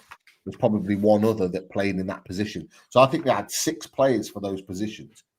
It went to the point that in the game at Villa Park when we played against them, they had that many attacking strength options available that Leon Bailey couldn't even make the squad. That's your strength and depth right there. You had quality players that couldn't even get into the squad because they were that stacked. It might mean that 1 or 2 players are unhappy. Fine. What you then do at the end of the season, you go sell them on for big money to go and play elsewhere, and you get someone else in, and that starts the cycle. But we need strength and depth in those attacking areas. That doesn't mean that Alexander Isak has to worry about his position. No, far from it. What it does mean, though, is that games like the last 6 or 7 where he's struggling with his groin, is that you put the alternative in and you give that guy an opportunity to show his worth. Just like we did with Harvey Barnes and Anthony Gordon. Harvey Barnes comes in when Anthony Gordon's out. Harvey Barnes is excellent. Gordon comes back. He has to fight for his place. That's what we need in right wing, and that's what we need up front. We need that competition for places. So my answer is absolutely a resounding yes. We need a right winger and we need an alternative striker. And buying a right winger like Brian Mbeumo that can do both doesn't mean, in my opinion, that we don't then get a second alternative striker. That doesn't work. And all it takes is one injury and we're back to this season again. We cannot afford to do that. Yeah.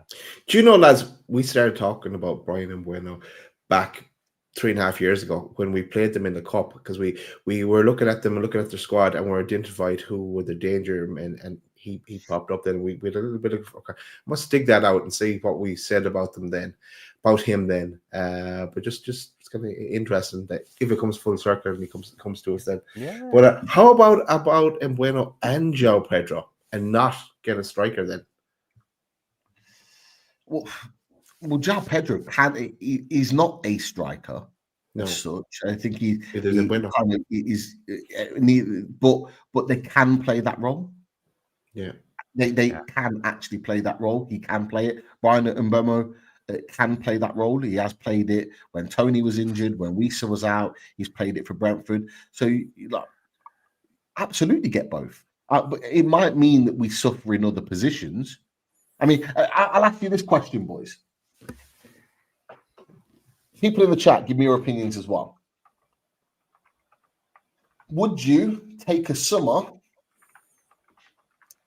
Brian Mbeumo, João Pedro, both signed, but it means we don't get a first choice goalkeeper? What are you taking it or not? So forget the centre back position. That'll get covered at some point. We're definitely getting the centre back this summer. But would you take a João Pedro and a Brian Mbeumo being signed for Newcastle United if it meant that we didn't get a first choice goalkeeper and we went into the new season with hope? Would you take that? No, because I'm making some adjustments to our midfield. I'm not selling like the Longstaff or Willock to recoup enough cash to be able to go buy myself the keeper to buy Trafford. But I know what you're saying. You're giving me that option there, and I wouldn't be happy with that. No. Yeah. Because we've got strength and depth on the left already. So. Okay, Chris, we'll come to you, Saudi boy. We know your super chat's there. It fits in with the next topic of conversation, which is why we've held it back. So don't worry about that, Saudi boy. Don't worry about that. Chris, what are you doing? What are you doing? Mate, that's a horrible question. It's a horrible question. And the reason it's a horrible question is because if we got João Pedro and Brian Mbeumo, that's dare I say it, that's a challenger's transfer window. That's a transformative transfer window on the top in the forward line. That's huge. That's absolutely huge. But I am a firm believer that you need a strong spine. Any team needs a strong spine, and that spine begins with a goalkeeper. And as impressed as I've been with the back end of Nick Pope's form this season, I still believe we need a new number one. Now, it would pain me, for us to bring in a new number one and you take Brian Mbeumo away or you take João Pedro away. It would pain me. I'd love them all. But I think if we were to sign a Joan Garcia or a James Trafford or a Magic Mike, I think that would genuinely excite me more, because I'd be thinking, right, we've got this fantastic wing backs. We've got three very, very good centre backs. One who is a Rolls Royce, don't have to say his name. The midfield set, the left wing set, the forward set, and so I just think, I don't know. It's a horrible question, Pete. But no, I'm gonna say no, because I really want a new number one. I don't want to go into next season with Nick Pope, and such a big drop off if Nick Pope goes out. I do believe we need that new number one, but I really want Mbeumo, and I really want João Pedro, as in for the right price. I'm not going to do a complete flip flop, but if we just bring in players of that ilk, that really excites me. Mm-hmm. This is the thing. This is the conundrum that you have. It's like, do you sacrifice your goalkeeping situation to improve your attacking situation? Do you complete your attacking situation and make it the strongest it's ever been at Newcastle United to ensure you're ready to attack for competitions, or do you strengthen your goalkeeping area and maybe get a lesser level of player in either one of the right wing or the alternative forward marks? It's a tough one to say. But look, I think it's one that will rumble on. But I think we all agree that Brian Mbeumo is the main target, in the one that Newcastle should be trying to get that deal done. Look, we're going to cover that. We're going to cover it as it goes along. There is so much more to cover. This is only the first real, proper, fully loaded transfer show of the summer. There's going to be many more to get through this. I do want to come to one last point before we finish.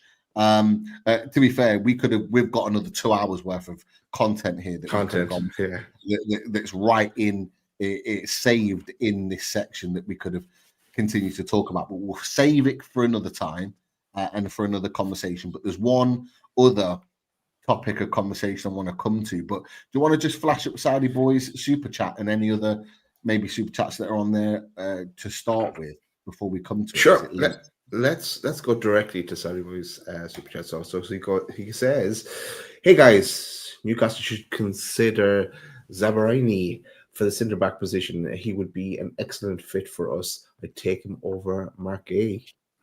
Discuss. Just think about that, boys. A player that we've been linked to with Mark Douglas, in fact, has been banging the drum since October, November time around Zabarini at Bournemouth. And he always writes about Newcastle's keen interest in him. They've had a fantastic season, boys, alongside Dean Hodgson, who's now jetting off to Real Madrid. Would you take Zabarini? I think he's only 21, 22 years old. It's a great age. Great age. Ukrainian international, I think. Look, when I've gone to look at Bournemouth, and it's look, you get distracted by Houston and you go and try to figure out which one is better. A lot of people say that Houston was masked by what Zabrini was doing, but not sure. Will Bournemouth want to sell the 2 centre backs this summer? They have to really go into the market to bulk out their squad again. Bit of a rebuild there then for them. Of course, he ticks the box. He plays for a Premier League club. He also plays for Bournemouth. Anyhow, hey, like we said the other day. But I don't know. I don't know. I can't see that one happening because of they've let someone go already in the centre back position. So I'm going to say no. That's not going to happen.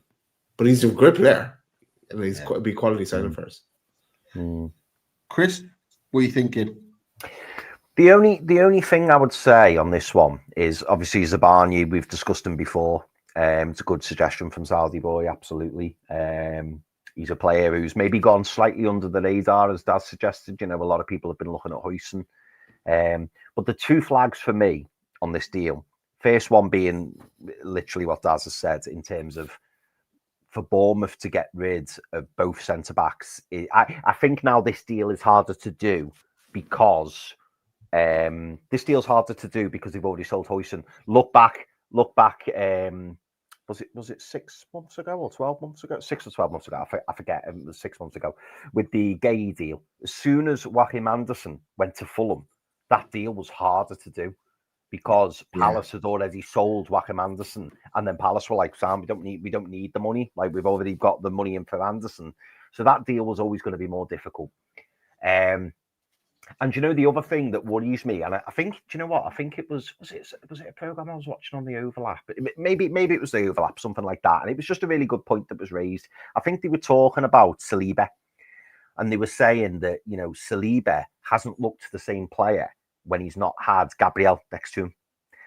And so now that Huijsen's gone, in the back of my head, I'm not saying that Zabarnyi is not a good player, because he is a good player, and you know I've watched him a fair bit this season. I've been impressed with him, but like Huijsen is like generational. Huijsen is absolutely outstanding, and I just wonder, will Zabarnyi be able to stand up next to maybe, you know, a lesser centre back? Would he have had as good a season as he's had next to a lesser centre back? Now, I'm not suggesting, you know, Sven Botman is a lesser centre-back by any stretch. But what I mean is Bournemouth will demand top dollar for Zabarnyi.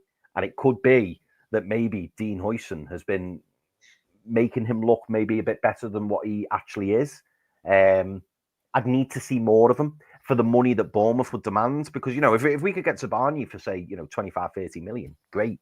But he won't be going for that price. It will be a hell of a lot more than that. And that's what concerns me a little bit. So, not saying no to him, but I just wonder whether the value would be there. Whereas somebody like Mark Gay, who obviously we saw on the international stage, stood out a mile. You know, when he played for England, I just think he's got more credentials, and I think you would end up probably paying a very similar price. I think you could probably get Mark Gay now for 40, 45 million, given he's only got a year. Is it a year left on his contract now, Mark Gay? Yeah, and therefore. Yeah, and I assume Zabarnyi's got more than a year left on his deal, maybe 2, maybe 3 years. So I think you probably pay similar, if not maybe a bit more. And I think that's why the deal would be difficult to do. Yeah, I hear it from what both of you were saying in terms of, like, I think nobody's questioning his ability. He's a top young centre back, but I think the difficulty of getting him out of Bournemouth will be hard. I did read something though, and I can't remember if it was Mark Douglas or whether it was Craig Hope, but once someone mentioned that Bournemouth, even though they've sold Dean Huijsen, it might have been Scott Wilson actually, and they mentioned that they still might need to sell one other big main player, and so if that's the case, you know, that could open up the door. But again, like you said, Daz, losing both centre backs.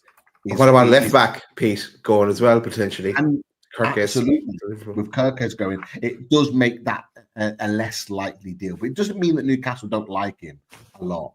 I really like him. I think he would be another kind of perfect foil as a replacement for Fabian Schär, because on the ball, Zabani is really, really good. It was probably overshadowed slightly because of how good Dean Howson is on the ball. And I think it wasn't really taken into consideration, but he is very, very good on the ball, but he's a solid defender. That he's a big strapping Ukrainian. He's good in the air. He's solid in terms of physical strength. The way he silenced Alexander Isak at St. James's Park was really impressive. Really, really impressive. It surprised me. Dean Howson played well, but for me, it was about Zabani that day. He really managed him well. So for me, I think that was good. Yeah. So James has said, being someone who lives in Bournemouth and has watched a lot of them and talking to fellow Bournemouth fans, is very much the other way around in terms of Howson and Zabani. Yeah, I'm not the only James. You're not the only one to say that. To be fair, they have mentioned it that Zabani was kind of holding the fort there and making Dean Howson better in terms of that, and I think that's kind of what. And it could be that. Yeah, it could be that. So he is, but again, it goes back to the point. It's going to be a difficult one. It's a great question and a great super chat, Saudi boy. To put that in. You know what, Sophie B, people in the chat, Sophie in particular, has been absolutely outstanding. We are on the way to 350 likes. If you haven't yet put your like in, whip that on, get that in, get us up to 350. It's been amazing. Thank you for all your support. The chat has been unbelievable tonight. Don't think we don't see it. We might not always be able to respond or like or bring it up, but we see the chat. We see the kind of stuff that you're putting in there, and we acknowledge it for sure. So you guys have been absolutely amazing tonight. And we have had, just before we go on to the last part, a new subscriber. So Tommy said, just subbed, long time Team Review subscriber, just came across the channel tonight. Great show, lads. Thank you very much. We are very friendly with Team Review, with Paul, with Alex, with Billy. They've been on our channel many times. We've been on theirs. So it's great to have those that support both channels and watch both channels and enjoy both, because that's what it's all about. And we've always said that. Both channels have always said that. So great to have you, Tommy. Get your comments in and enjoy the rest of the show. Last bit from me, lads. Interestingly, Chris, nice little segue as normal. You talked about Mark Gay, so let's talk about him very, very quickly. Let's get our last words on this, because this was one that will rumble on. Luke Edwards wrote the other day that Newcastle are ready to make their first moves in the window. One of them was Brian Mbeumo that we talked about. The other was Mark Gay. TalkSport and Alex Crooks also has mentioned the fact that Newcastle are interested in getting Mark Gay. This saga, is it about to run again, lads? Are we about to go down that road? Are we going to be walking the walk with Steve Parish again?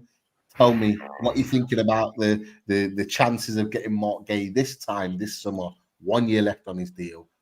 We're not paying anywhere 60, 65, whatever million this year.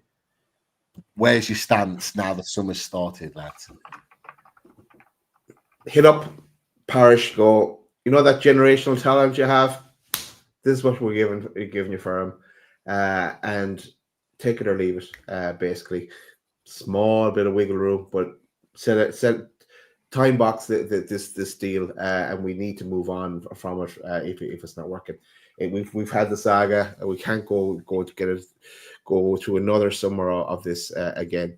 This is where the acting early and finishing early on this one, and it comes.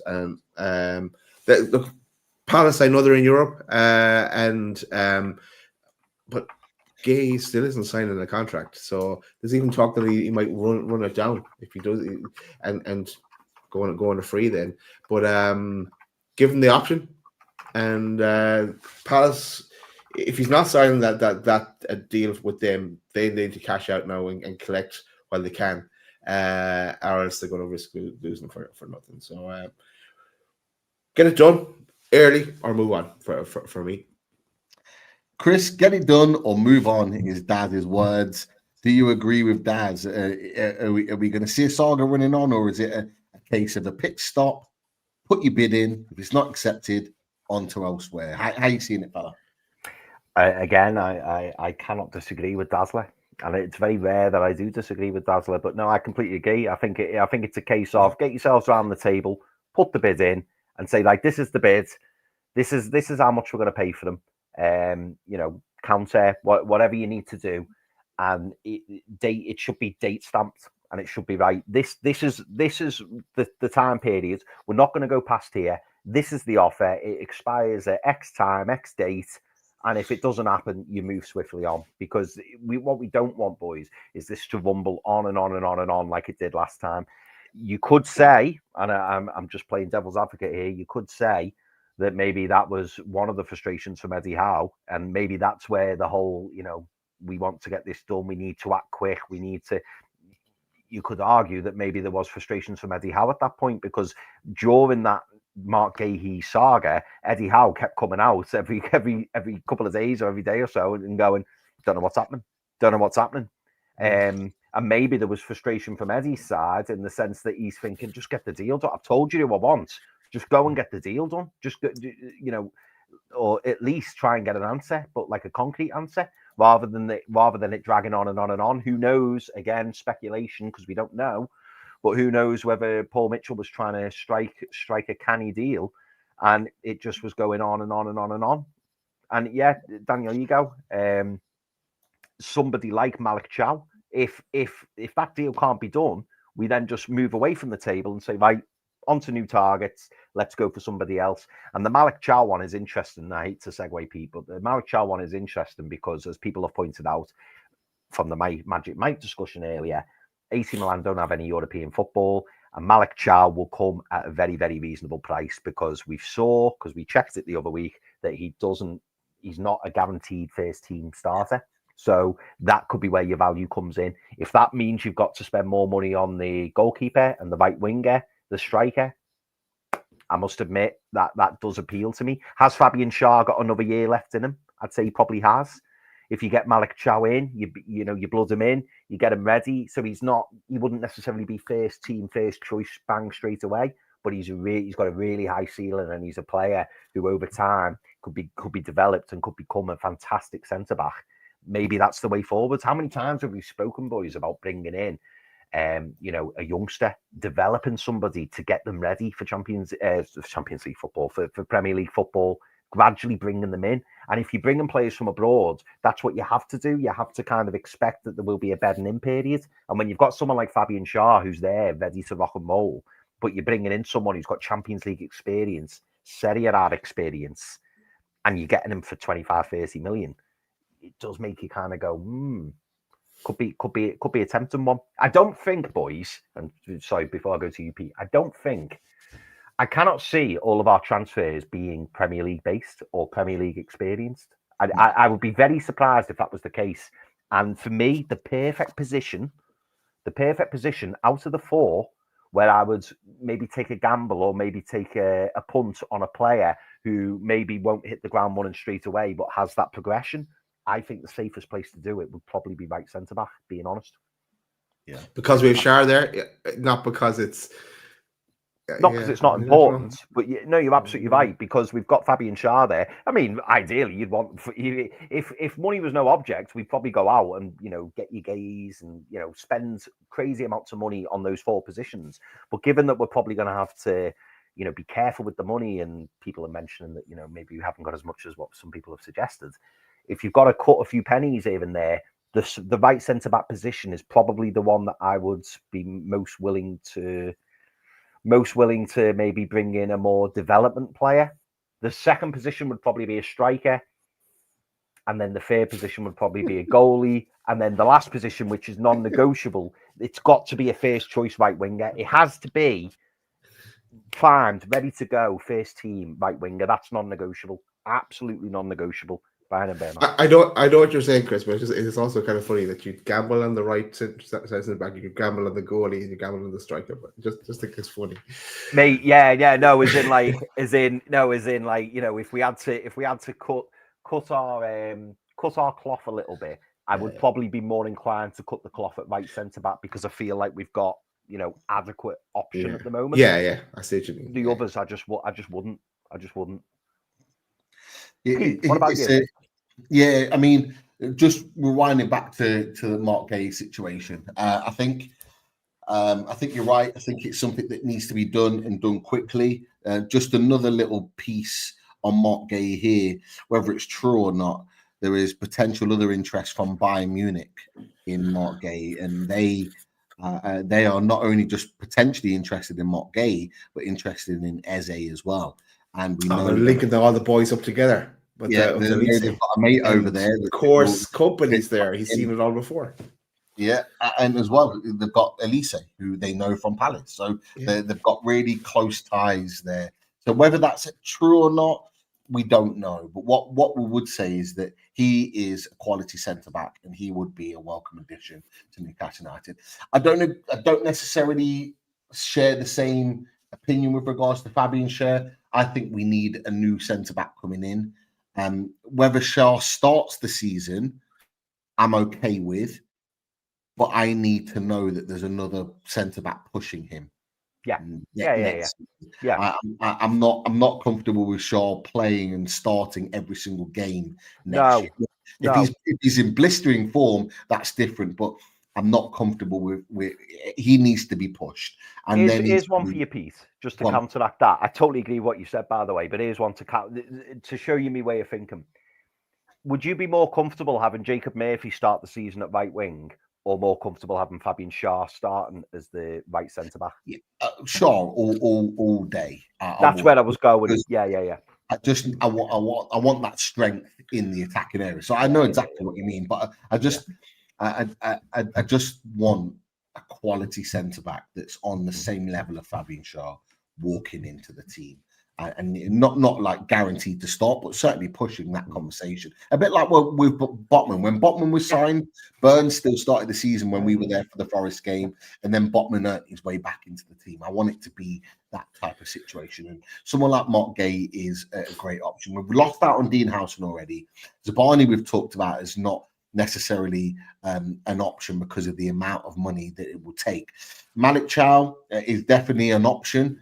He hasn't had the best of season this season. I think Foxy said in one of the comments, Malik Chow is part of the reason why they didn't have a good season, which slightly worries me a little bit. I haven't seen a lot of him this season, but it worries me if he's been part of the reason why he hasn't been. That would maybe change things for me in terms of certainly how much I pay for him and whether he is a viable option now for Newcastle United or not. But as that light pops up next to me, get the light. We're 7 away. We're 7 away. Don't know where that come from, but look, it's centre back is going to be an interesting one because there's no guaranteed links out there other than Mark Gay at this moment in time. Howson and Gay were the two main ones. Now it's Mark Gay. There's nothing concrete that's coming out there. And Mark Gay keeps being linked with Newcastle United. And really, Newcastle United only is one of those English teams. So let's wait and see on that one. Malik Chow's an interesting one, though. I think he regrets not coming to Newcastle last summer. I think he regrets that. He had the chance to. No, I agree, mate. I agree. And maybe want to revisit. I was just going to say, because people in the chat are going mental. People in the chat are going mad. And just to let you all know, we are aware that Mark Gay plays as a left centre-back. He did for England. He has done for Palace. We are aware of that. The only reason that we're talking about Mark Gay so much is, one, because he's been linked, but two, Mark Gay is right-footed. Mark Gay is a right-footed centre-back. Therefore, it would be a strong opinion that Mark Gay can play on the right side of the central defence, given he does play left centre-back at the moment, and that's his position. But let's not forget, everyone, Sven Botman is our first choice left centre-back. Dan Burn has been fantastic this season as left centre-back. So I believe, and I know the boys will share the same feeling, Mark Gay will be able to play on the right side of centre-back. And that is why Mark Gay's been targeted, because Mark Gay will be playing on the right side of centre-back. Yeah, and Goat Father's just said Botman can play both sides. This is it, but this is the kind of player that we're looking for. It would have been a big mistake to go all summer long chasing him and then, he doesn't play that position. For me, just to add into that as well, I said it to I think I said to Fumby and Emeka the other day. Don't be surprised to see a back three be deployed in a Champions League next season. And if we get Mark Gay, don't be surprised to see Mark Gay feel as being fielded as part of that back three, because we know he's played it all season for Palace and plays that system well. He can play in the middle, he can play on the left. As you said, Chris, he's right-footed, so he can quite easily adjust to playing on the right. And who better to adjust Mark Gay playing right centre-back than Eddie Howe, the manager that can get players playing as well as they possibly can be. So I'm not worried about that whatsoever. But what I am interested in is to seeing how that back three is deployed in Champions League games, because although it didn't work against Everton, it was the wrong tactic. It shouldn't have happened. We know that now. That tactic will be perfect for some Champions League games next season, deploying that back three. And I think someone like Mark Gay that can play both in a 2 and a 3 can be absolutely crucial to the evolution of Eddie Howe's team and the tactics and the way he wants to play. So someone like him is crucial, which is why I think Newcastle United will go back in for him. They will put a bid in for him. It's just whether Crystal Palace are going to be stubborn or not to accept it. So let's wait and see. Just to tie into that as well, Pete, you know, with the wing backs that we've got, playing a back 3 or a back 5 is perfect. The likes of Lewis Hall and Tino Livramento as left and right wing backs is perfect. The built for that, you know, that you could argue that's probably better position for them than left back and right back. That, you know, they play wing back, so it's perfect. And even the likes of Jamal Lascelles, who he may still have a part to play. Jamal Lascelles in a back 3. I would much prefer than Jamal Lascelles in you know, a back 2 or a back 4. Do you know what I mean? Playing with 3 centre backs, Jamal Lascelles slots in. We know Emil Kraft, right centre back in a 3, fine, no problem at all. So it kind of leans in as to why we're going for Gay. So great point, mate, in terms of the back 3 in the Champions League, particularly away from home. Definitely. If Lascelles is still here, by the way. I think he will be. I think he will. I think so. Well, we'll have to talk about that. You know, I will talk about it, and we will talk about a lot of players, actually. And this is coming soon.